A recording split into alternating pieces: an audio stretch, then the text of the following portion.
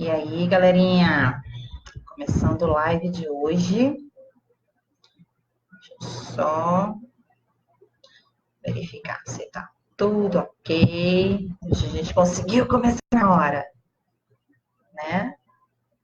Deixa eu só avisar aqui a galerinha que a gente tá chegando. Aqui também o Face. Enquanto isso, a gente tá aqui esperando. Uhum. Aquecendo os motores enquanto a galera tá chegando.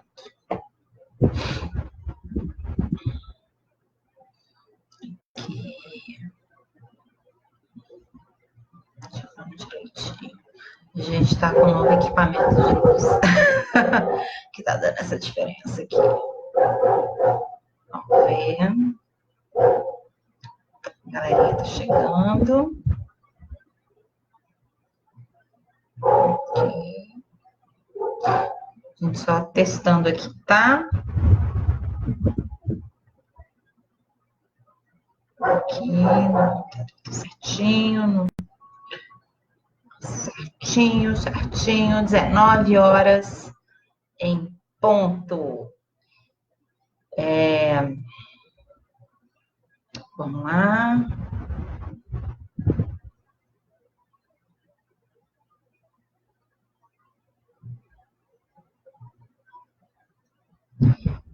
Vamos lá.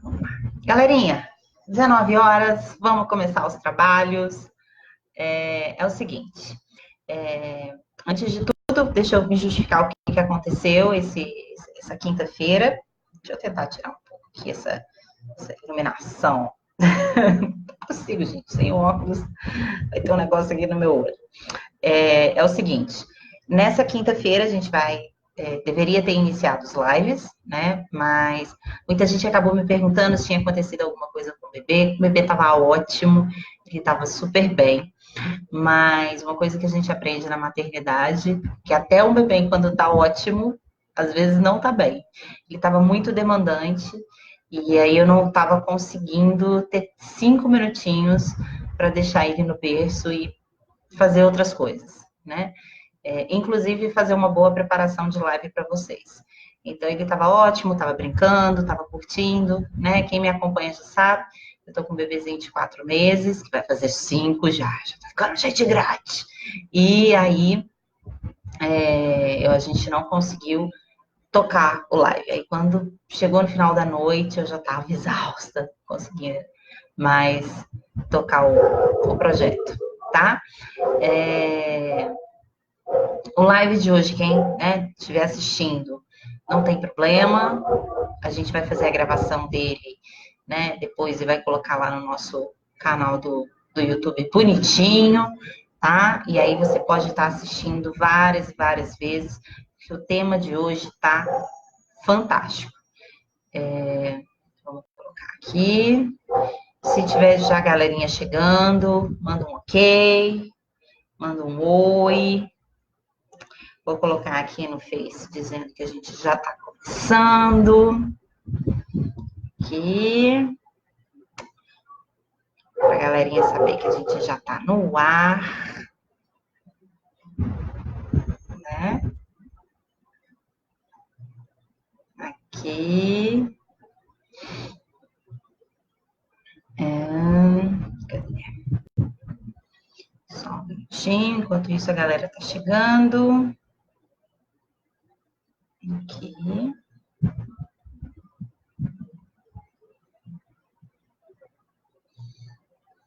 Vou avisar lá. Aqui no Face.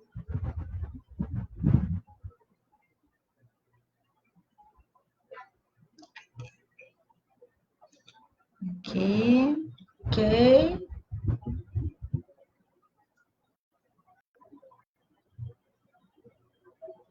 Uhum.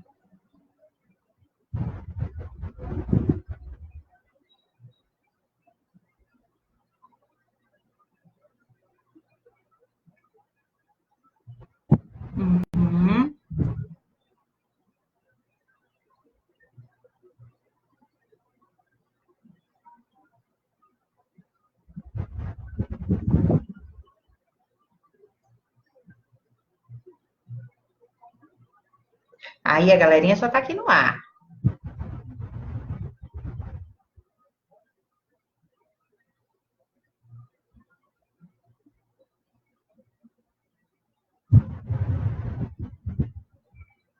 Prontinho, prontinho, prontinho, prontinho. Vamos começar mesmo os trabalhos, para quem está aqui nos assistindo. Vamos começar. Já são 7h04. Então, bora lá. Vou fazer as apresentações iniciais, que eu sempre faço, tá bom? Boa noite para todo mundo que está me assistindo. Meu nome é Melissa Fioravante, sou psicóloga clínica, professora, supervisora, coordenadora do Semente Cursos em Psicologia, também como professora em alguns cursos de pós-graduação, não só no Semente, como aqui em Juiz de Fora e região. E hoje a gente vai falar um pouquinho para você, terapeuta, que pode estar tendo dificuldades com o seu paciente, né? Ou seja, você já está desenvolvendo diversas técnicas, você já está fazendo supervisão, você está lendo vários livros, mas você sente que tem alguma coisa que ainda está agarrada no processo terapêutico. Esse paciente não anda, né? Esse paciente, ele não avança, ele não caminha como você gostaria. Muitos lives, se vocês forem procurar no nosso canal do YouTube, ou até mesmo aqui na parte de vídeos do Semente Psicologia ou do Psi Melissa Fioravante, vocês vão ver que a gente já falou muito sobre os entraves causados por pacientes que têm transtornos de personalidade. O paciente com transtorno de personalidade que vai para a clínica é um paciente bem difícil, principalmente porque, você só vai saber que ele tem um transtorno de personalidade lá na frente. Não é muito comum ele vir para o processo terapêutico já com o diagnóstico de um psiquiatra, virem aqui para trabalhar com transtorno de personalidade. A gente tem um transtorno de personalidade que é mais comum, o paciente borderline, até pela quantidade de estudos hoje a respeito desse transtorno. Um outro transtorno também que pode acontecer, né, de ir por indicação, seria o transtorno anancástico ou transtorno de personalidade obsessivo-compulsivo. Esses dois transtornos de personalidade, eles podem chegar no consultório, né, já por indicação, ou não. Então, você vai ter essa dificuldade ao longo do processo terapêutico, porque são pacientes que têm dificuldade de fazer adesão com o terapeuta, de investir na relação terapêutica, de investir no modelo terapêutico. Demoram muito tempo. Enquanto a gente trabalha na terapia cognitiva com pacientes que já têm melhora até 6 meses, esses pacientes precisam, às vezes, de 2, 3 anos na terapia. Então, a gente já falou sobre esses pacientes. Se vocês querem saber mais sobre transtornos de personalidade, vocês podem estar investindo nos nossos vídeos. Também já falamos aqui em outros lives e até com outros profissionais sobre aqueles pacientes que têm transtornos crônicos, como a depressão. E o quão é difícil trabalhar com esses pacientes que têm pensamentos absolutamente negativos, pessimistas, derrotistas, né? Com padrões de autossabotagem recorrente. Então, a gente também já falou sobre esses pacientes aqui. Mas olha só que interessante.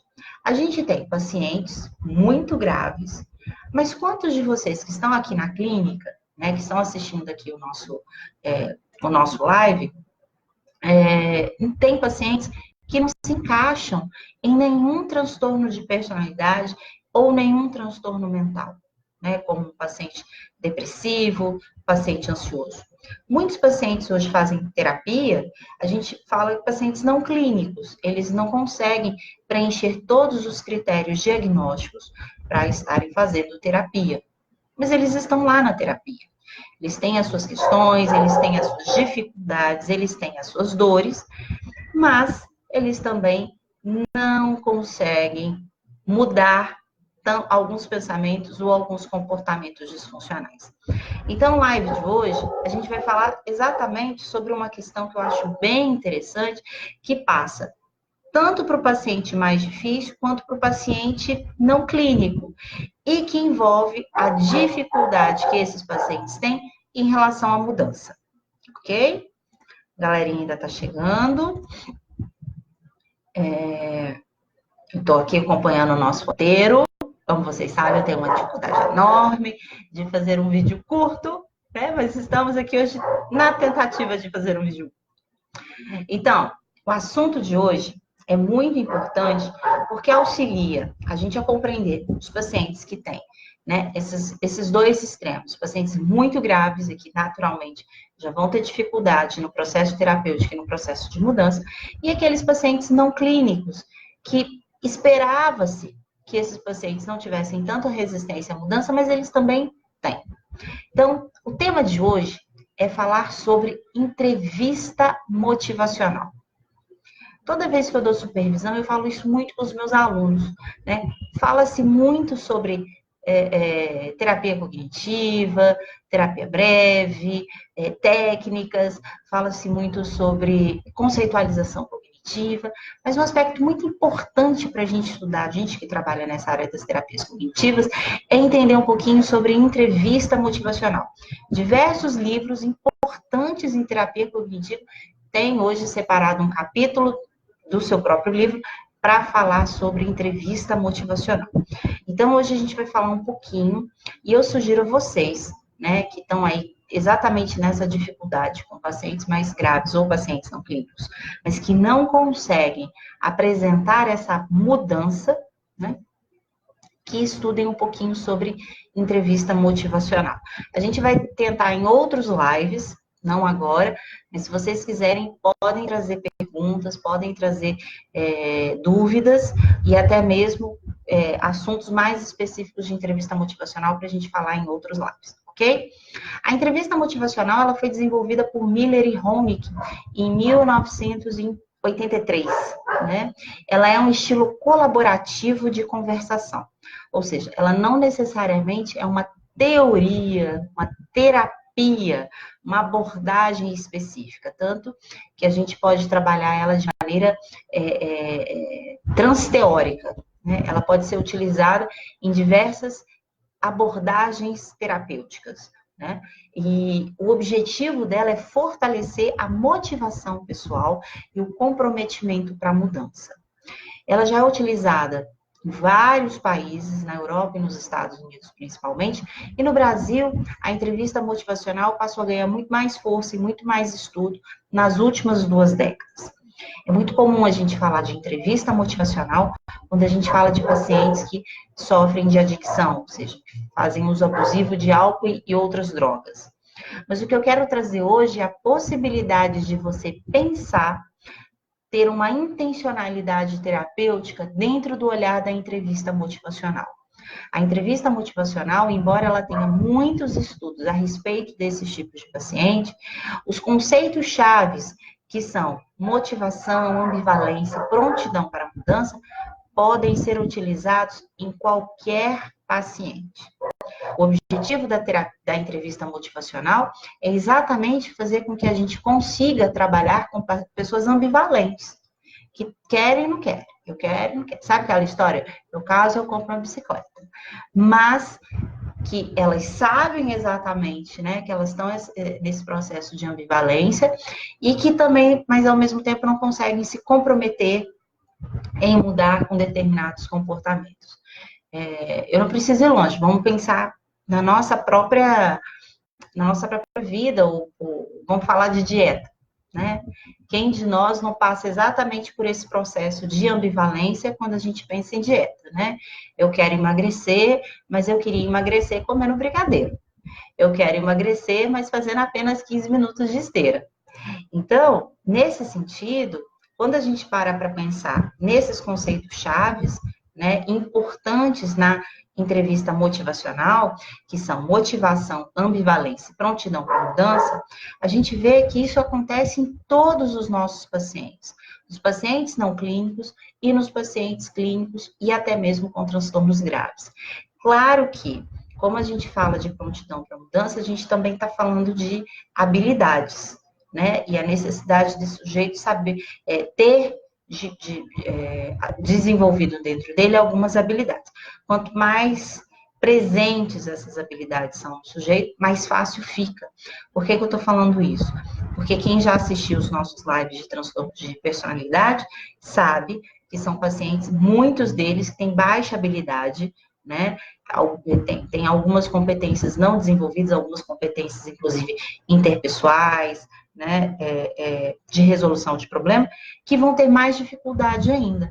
Mas isso não significa que não seja possível trabalhar com esses pacientes. A questão é que a gente precisa entender, muitas vezes, que esse paciente, né, ele pode estar num determinado processo, num determinado ponto-chave para a mudança, e que a gente está investindo em outro, mas eu já estou me antecipando. Deixa eu dar um oi para a galera que já está aqui, a Érica já está aqui, a Raquel já está aqui, a Valquíria já está aqui, galerinha que está aqui me acompanhando ao vivo, se precisar fazer algum tipo de pergunta, pode fazer, não tem o menor problema, vamos continuar batendo papo. Eu estou coçando aqui, vocês me perdoem, entrou algum cisquinho aqui, hoje eu estou piscando aqui nesse olho, mas eu estou conseguindo. Ainda tem essa luz gritante aqui, mas tá tudo bem. Né? Então, vamos lá. Então, o que a gente está falando é o seguinte, é da importância de reconhecer que esse paciente, né, ele tem que estar motivado, ele tem que ter prontidão para mudança, mas eu, enquanto terapeuta, reconhecer esse processo de ambivalência, ele querer duas coisas ao mesmo tempo. Tá? Outros aspectos, quando a gente fala de entrevista motivacional, estão diretamente relacionadas ao processo de mudança. Expressar com empatia, desenvolver discrepância entre comportamento presente e as metas do cliente, evitar a argumentação, embora no processo terapêutico, principalmente em terapia cognitiva, a argumentação ela se faz fundamental, mas isso não impede que a gente esteja trabalhando a questão da ambivalência com o paciente. Acompanhar a resistência e promover a autoeficácia. Esses são considerados os 5 princípios da entrevista motivacional. Né? A entrevista motivacional, ela entende que estar motivado é um fator preditivo para a efetividade do tratamento. O próprio Beck ele já falava disso em outros aspectos. Né? Tem um livro do Fronteiras da Terapia Cognitiva, do Salkovsky, em que o Beck vai apresentar o conceito de modos em terapia cognitiva. A gente fala muito sobre modos em terapia do esquema, mas o Beck já falava também de modos antes do Jung, mas fica esse babado fechadinho aqui, a gente fala sobre essa fofoca num outro live. No live de hoje a gente quer saber o seguinte, quando o Beck falou sobre a ideia de modos, ou seja, de uma ativação de cognições, emoções, pensamentos, ele também vai falar da importância de se reconhecer naquele processo a motivação do sujeito. Então, ele coloca, né, um outro conceito-chave. Antigamente, a gente falava de pensamento, emoção e comportamento. Ele também vai falar da motivação como um conceito-chave para você ter, né, aspectos mais funcionais ou disfuncionais. E então a gente entende que não tem como falar de sucesso na terapia se a gente não estiver falando de motivação. O sujeito ele tem que estar motivado a fazer terapia. Quanto maior a sua motivação para a mudança, para reconhecer que existem aspectos disfuncionais nele e que precisam ser alterados, modificados por ele para conseguir o sucesso terapêutico, isso fica muito mais fácil, né? Entretanto, o que a gente vai entender, e aí que é muito legal da entrevista motivacional, é que essa mudança comportamental, ela é um processo. Ela não acontece do dia para a noite. E aí, o que acontece enquanto nós, terapeutas? Um processo interno de frustração. Por a gente não reconhecer em que passo que está esse paciente, muitas vezes a gente adianta, como a vovó dizia, coloca o boi na frente dos carros e não entende por que a terapia deu um entrave geral, porque ela está parada, por que o paciente começa a cancelar as sessões, por que ele não faz mais a tarefa de casa, por que ele, em terapia do esquema, por que ele entra no protetor desligado, porque é possível que você, de fato, esteja avançando processos dos quais o paciente ainda não está caminhando junto com você. Tá? Vanessa chegou, boa noite, Vanessa, como vai? Tá? Então, vamos fazer um resuminho do que a gente falou até agora, para que a gente possa entrar nos 5, né, estágios motivacionais da entrevista motivacional, ok? A gente está falando que é importantíssimo você, enquanto terapeuta cognitivo, independente do tipo de terapia cognitiva, terapia do esquema, ou se você trabalha com terapias cognitivas e mindfulness, ou se você trabalha com terapias de terceira onda, né, aceitação e compromisso, dialética, não importa. O importante é que você acrescente aos seus estudos a entrevista motivacional. A entrevista motivacional vai falar de 3 aspectos muito importantes para você que pode estar com dificuldade com o seu paciente, que não necessariamente fechou um diagnóstico. Ele pode ser um paciente não clínico ou um paciente grave. A entrevista motivacional fala de motivação, ambivalência e prontidão para mudança. O tempo todo, nós, seres humanos, somos ambivalentes. Queremos 2, às vezes 3 coisas ao mesmo tempo, né? Eu acho que foi exatamente isso que aconteceu na quinta-feira, né? Eu querendo estar com o Bento, querendo fazer o live com vocês, querendo montar um ótimo material, querendo estimular a criança ao mesmo tempo. E como fazer isso, sendo que um tempo é um só, né? O tempo todo nós estamos vivendo essa ambivalência do que a gente quer. Vamos, e para entender um pouquinho isso, vamos falar dos 5 estágios, né? Que o paciente ele pode estar passando. O primeiro a gente chama de pré-contemplação. Esse tipo de paciente, ele raramente ele vai para terapia, tá, pessoal? Porque ele não considera a necessidade de ajuda, ele não demonstra consciência de que tem problemas. Ele até pode ir para terapia porque a mãe mandou, porque o marido pediu, porque os filhos estão suplicando, ou porque o chefe disse que se ele não fizer terapia, ele vai perder o emprego. Então, esse paciente que ele chega para a terapia em pré-contemplação, ele não tem, ele não vai fazer, ele não tem motivação, porque ele não sabe nem para que ele precisa ter motivação. Ele não sabe nem por que ele está na terapia. Ele reconhece que existem algumas questões, algumas queixas, ele vai fazer muitas queixas a respeito do marido, do chefe, da esposa, dos amigos, mas ele não tem uma queixa significativamente doída ou pesada, né, para fazer tratamento. A gente fala que nesse momento o paciente ele não traz uma queixa, ele traz uma reclamação, tá? Não tem nenhum livro que vai fazer essa distinção. Eu, Melissa, que estou fazendo essa distinção, mas eu acho que didaticamente fica fácil. Existe a diferença da queixa de que, olha, eu tenho um problema, eu gostaria de investir nisso, que a gente vai ver lá na contemplação. Existe o paciente que está fazendo uma reclamação. E aí, no meu tempo de supervisora, eu já vi vários estagiários animadíssimos com a primeira sessão do paciente, que deveria demorar 50 minutos, que dura 1h10, 1h20. E aí, esses alunos viram para mim e falam, Melissa, essa pessoa falou muito. Nossa, a quantidade de coisa que ela falou. Eu não consegui nem fazer o roteiro de sessão como nós tínhamos programado. Não consegui anotar todos os dados. Praticamente não fiz nenhum tipo de intervenção, porque essa paciente falava muito. Ela demanda muito.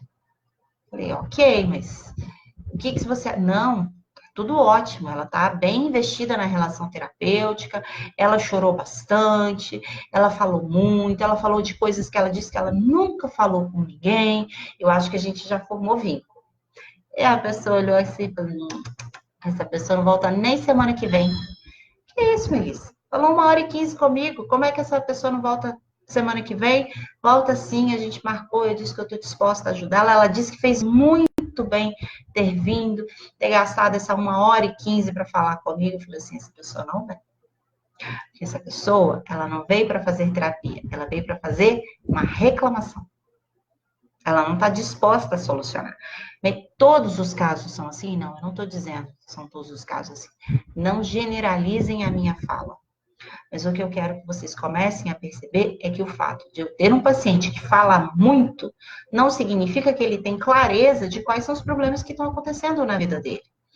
Da mesma forma que aquele paciente que fica mudo nas 3, 4 primeiras sessões não quer dizer que ele não está desenvolvendo nenhum vínculo terapêutico. Eu até achava isso muito engraçado, quando os alunos viravam para mim e falavam, Melissa, essa terapia não está funcionando, esse paciente ele não vai para frente, ele chega aqui, ele não quer falar nada. É exatamente por isso que eu acho estranho. Esse paciente, ele gasta 1 hora para chegar aqui na clínica, né, onde os alunos fazem estágio. 1 hora para chegar aqui na clínica. Num sol horroroso, sobe um morro, porque não tem ônibus para vir para cá. Tem 1 mês que essa pessoa gasta passagem, gasta tempo e gasta suor, para não falar nada. E você está dizendo para mim que essa pessoa não quer fazer terapia? Ela pode não estar falando nada, mas não quer dizer que ela não queira fazer terapia. Então, isso é importante a gente reconhecer, que o fato de você ter uma pessoa que está falando muito, não quer dizer que ela tenha clareza da queixa dela. E isso é importante, porque aí a gente pensa que se ela está num estágio de pré-contemplação, o que eu preciso fazer para que ela vá para a contemplação? Investir na relação terapêutica. Eu preciso muito fazer com que essa pessoa confie em mim. Confie em mim como terapeuta, confie em mim como uma pessoa que quer ajudá-lo. Confie em mim para entender que eu não vou dizer mais do mesmo, que eu não vou dizer a mesma coisa que o chefe diz, que a esposa diz, que o filho diz. E, gente, se for para dizer mais do mesmo, essa pessoa precisa vir para terapia. Ela já escuta isso diariamente. Eu preciso fazer com que essa pessoa, em terapia do esquema, a gente diz, né? Ela me reconheça como um adulto saudável. E aí, com esse vínculo, né, com esse segurar de mãos, poético agora, com esse segurar de mãos, a gente possa caminhar para um próximo estágio, que é o estágio da contemplação. A pessoa, ela até visualiza seu problema com possibilidade de mudança, mas aqui na contemplação, onde a gente vivencia diretamente, né, com fervor, a ambivalência. A pessoa, no momento de contemplação, ela sabe exatamente quais são as dificuldades, exatamente quais são os problemas. Ela está insatisfeita no relacionamento, ela quer trocar de emprego, ela não está satisfeita com o próprio peso, ela está tendo um adoecimento físico que compromete que ela realize determinadas atividades, ela tem dificuldade para lidar com gastos, né, com grana, ela sabe de tudo isso. Mas quando você aperta o sujeito, aí é onde o sujeito traz todas as vantagens do relacionamento, né? É muito interessante quando você percebe a questão da ambivalência, que é meio que um jogo de gangorra, sabe?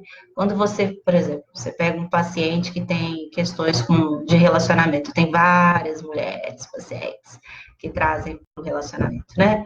E aí, quando você vira, a paciente está lá, porque a nossa relação está muito monótona, porque a gente já não conversa mais direito, porque a gente chega em casa e a relação é sempre monossilábica, a gente passa o dia inteiro sem fazer planos para o futuro, né? A gente já não sente mais tesão pelo outro, e aí você fala assim, então separa.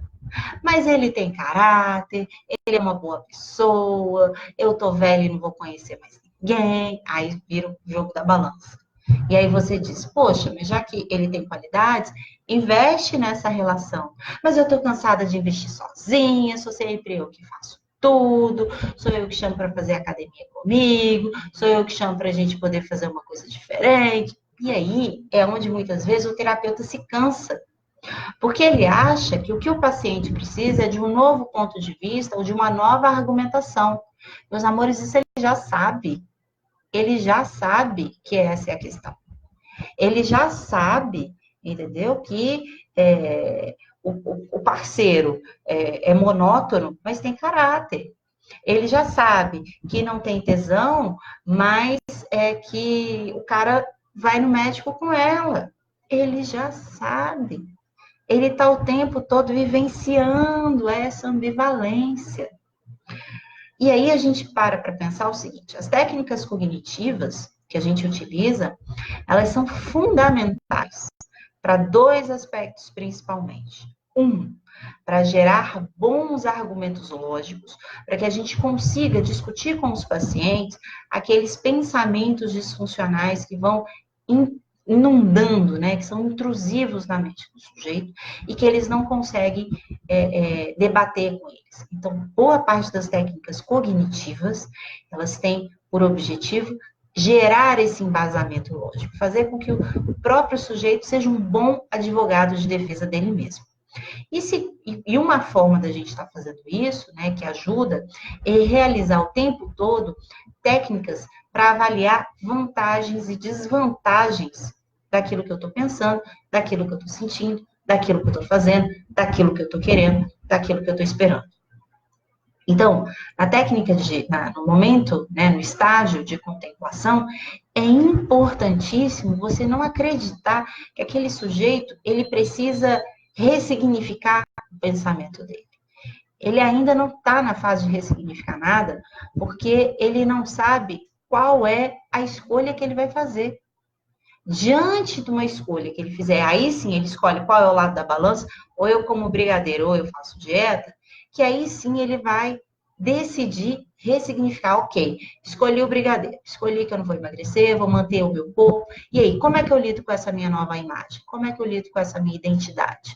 Ou não, eu vou fazer dieta, e isso implica que, num primeiro momento, eu possa não frequentar determinados ambientes, ou não comer determinadas coisas, o que isso significa na minha vida?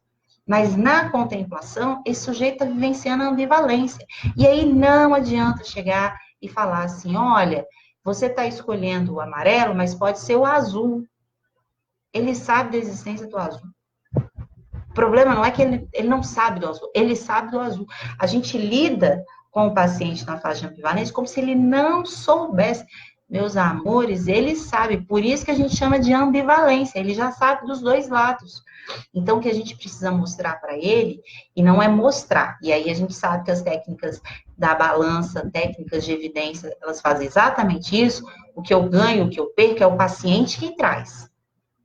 É o paciente quem diz. Então, na fase de contemplação, a gente vai trabalhar muito isso, tá? Fortalecendo o vínculo terapêutico e o tempo todo trabalhando.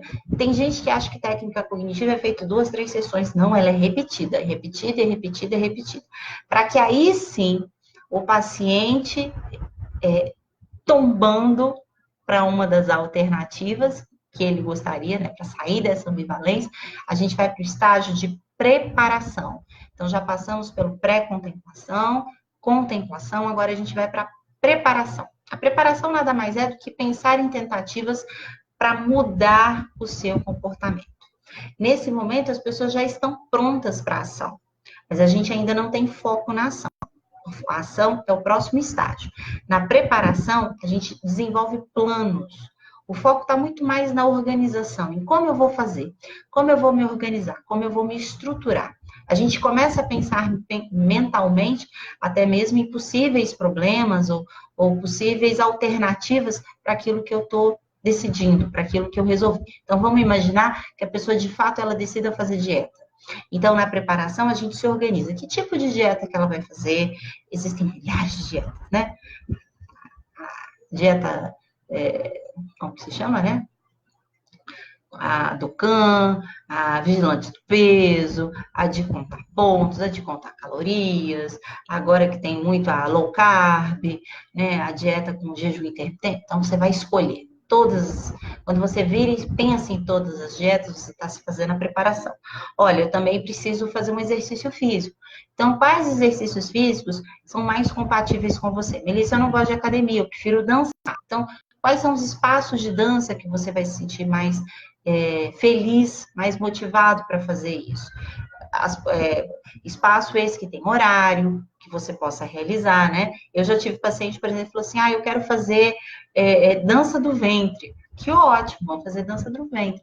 Mas não tinha horário para fazer dança do ventre. Tá, se você não tem horário para fazer dança do ventre, vamos fazer uma outra coisa? Não, outra coisa eu não quero.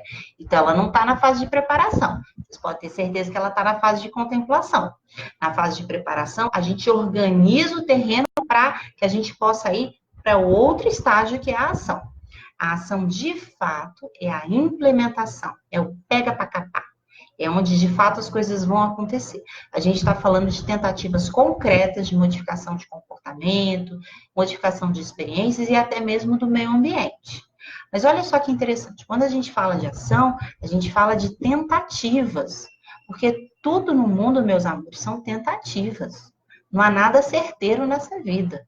O próprio exemplo de dieta que eu estou falando para vocês, quantos de vocês já não passaram por pelo menos 3 tipos de dieta? Dieta da caloria, vamos fazer as calorias. A dieta dos pontos, e depois a dieta low carb. Todas essas dietas foram tentativas, tá? A gente tem na fase de ação o objetivo de superar os problemas. Aqui, enquanto terapeuta, a gente já parte como foco de ação as técnicas comportamentais, que gerem mudanças tanto ambientais quanto nas relações interpessoais, tá? E, por último, a gente tem... Deixa eu ver se tem mais aqui, se fez alguma perguntinha. E, por último, a gente tem a fase, o estágio de manutenção. O estágio de manutenção é o estágio que a gente percebe a pessoa modificando o seu estilo de vida para evitar a recaída, atingindo a abstinência e consolidando as mudanças. A manutenção é igual a manutenção de carro. Vocês vão lá, vocês têm carro zerinho, novo, né? Mas por que vocês fazem a manutenção? Porque ao longo do uso do carro, algumas peças vão ficando gastas, vai ficando, né, a rebimboca da parafuseta vai precisando um pouquinho de graxa. E aí vocês vão lá, em determinadas situações alvo, né, vocês investem um pouquinho. Nesse momento, o paciente tem que ser encorajado e reforçado. Então, vamos imaginar que esse paciente, por exemplo, está em fase de dieta, né, a dieta está caminhando muito bem, mas a pessoa começa a faltar um pouco o exercício físico. Já perdeu peso suficiente, já está numa fase que, ok, já perdi peso, e aí começa, porque eu trabalho, eu tive uma reunião, tive que resolver um negócio na escola do meu filho, e aí começa a faltar um pouquinho as atividades físicas. E a gente sabe que para manter o peso, ela vai precisar manter as atividades físicas e manter a forma dela se alimentar. E aí a gente vai lá e dá uma mexidinha nisso. Será que é possível a gente trocar um tipo de exercício físico, trazer a sua academia mais para perto de casa, de repente verificar a viabilidade de estar se pagando o personal para que essa pessoa tenha, né? Alguém puxando no pé dela o tempo todo, puxando a orelha dela o tempo todo, né? Agora, quando a gente fala desses 5 estágios, pré-contemplação, contemplação, preparação, ação e manutenção, uma coisa que perpassa todos esses estágios é uma palavrinha que todos nós tememos, que é a recaída. A recaída, no caso, né, que a gente, quando a entrevista motivacional falou de uso abusivo de álcool e drogas, significa voltar a usar, né, esses tanto drogas, às vezes até remédios, né? A gente sabe que tem pessoas que estão fazendo uso abusivos de remédios psiquiátricos, né? Ou então no caso de álcool.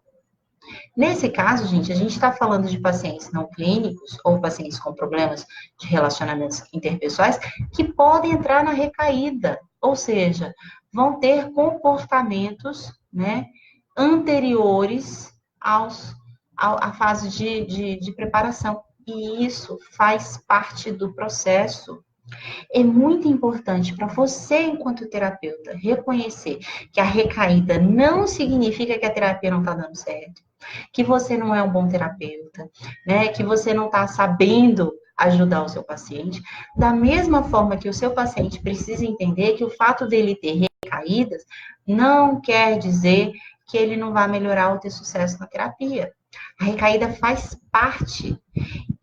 Isso ajuda a diminuir cobrança, um excesso de autocrítica, né? Um senso de autoeficácia exagerado, que eu acho até que está no campo ideal.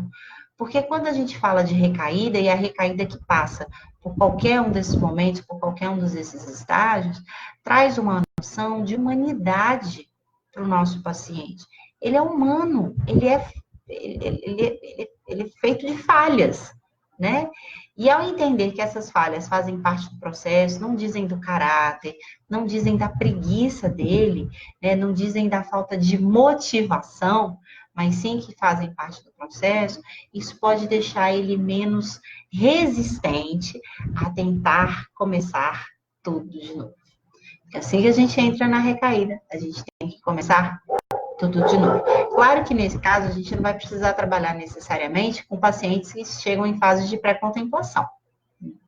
A gente pode iniciar a preparação para esse paciente, tentando reconhecer o que fez com que ele entrasse, né, nessa recaída, mas iniciando a fase de preparação novamente.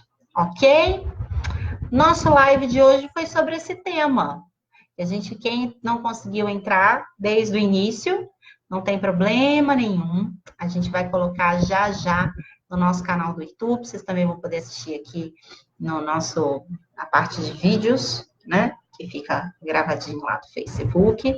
Se tiver alguém com alguma dúvida, pode colocar aqui. Melissa, você poderia falar mais das técnicas para lidar com o paciente no momento da ambivalência? Oi, Vanessa. Uma das principais técnicas são as técnicas de vantagem e desvantagem. É muito importante você começar a reconhecer quais são as vantagens do paciente permanecer naquele lugar. É um termo que eu não gosto muito de utilizar, não, mas todo mundo que é da psicologia sabe. É o famoso ganho secundário. O terapeuta, ele vai muito afoito para tentar mostrar para o paciente todas as desvantagens que ele tem a respeito daquele comportamento, seja qual for. Mentira, manter um relacionamento infiel, não tomar os remédios direito diante de uma doença que precisa de tratamento, não saber gerir a sua própria condição financeira, todos os comportamentos que vocês podem estar trabalhando em terapia.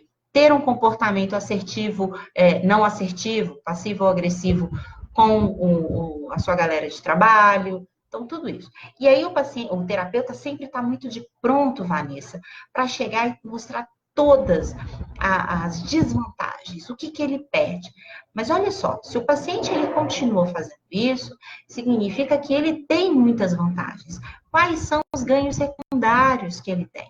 E isso é importantíssimo, vocês tentarem abrir um pouquinho a guarda de vocês para escutar. Eu já escutei de aluno falando assim, mas se eu deixar ele falar muito sobre as vantagens dele manter esse comportamento, né? Ele não vai querer mudar o comportamento. Meus amores, ele já não muda. Ele não é que ele não vai querer, ele já não muda o comportamento. Só que a gente só vai saber de fato quais são os nossos alvos, né, de ação se a gente souber qual é o problema. O que fica implícito no processo de terapia cognitiva não está muito legal. Vamos trazer explícito? Olha, as minhas vantagens são essas, entendeu?